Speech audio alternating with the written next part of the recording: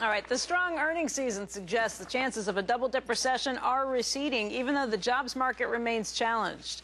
Simon Johnson is the Ronald Kurtz Professor of Entrepreneurship at MIT. Simon is also the co-author of 13 Bankers, The Wall Street Takeover, and the Next Financial Meltdown.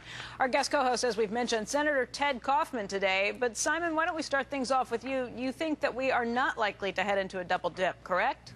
That's right. I think we're going to have a slow, difficult recovery, but actually going into another recession with 2 consecutive quarters of decline in GDP, that seems pretty unlikely right now. But the jobs market we've just been talking about is incredibly challenged.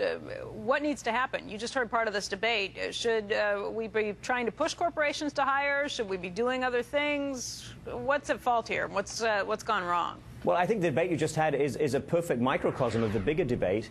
Obviously, the economy is struggling to recover, but we're very uncomfortable with finding additional stimulus at this point. The Federal Reserve is doing about as much as it can. The fiscal budget is not in good shape from a medium-term perspective, and that constrains what we can do in terms of short-term stimulus, and there's no signs of a breakthrough on that front. The number I would emphasize, by the way, Becky, is that the last quarterly GDP number, if you annualize that, compare that with the beginning of 2006, we have gone nowhere. We are on track for losing 5 years. So we should start talking about our lost half-decade as a result of the financial-driven craze, boom, bust, and recession. Simon, is that just a function of the severe downturn and this new normal, or what happened? Is there anything that could have been done differently?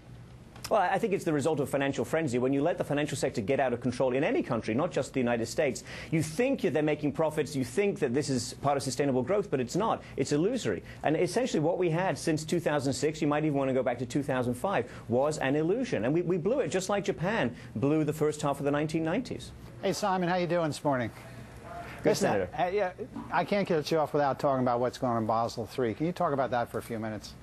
Sure. So Basel III, as I'm sure everybody knows, is the key to the next stage of financial reform. This is where the international policy community is agreeing on what capital standards should be. So how much buffer should banks hold against future losses? And there the latest news is really very bad. It looks like there's not going to be sufficient tightening. It looks like the industry lobby has got away with all kinds of completely made-up arguments about the effects of tightening and improving the quality of capital, and really it's very bad news for future growth and future stability in this country.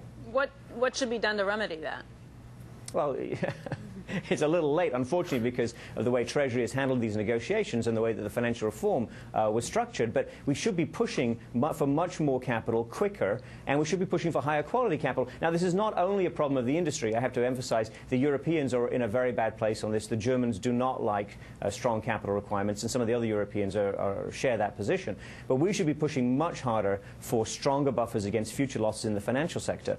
At this stage, what we're seeing is going to lead to another boom and another tremendous bust. And then we'll be talking about a lost decade, not just a lost half-decade. All right, Simon, that's great. We'd love to have you back again to talk more about this. We're out of time right now, but thank you for joining us today. Thank you. Okay, when we return, we'll have more from Senator Kaufman, too. And deflation worries, a look at the downside and the upside of the dilemma. That and more when, that didn't sound like your voice, that and more when Squawk Box returns.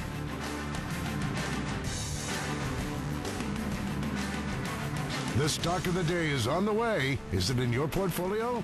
Find out in just a few moments right here on Squawk.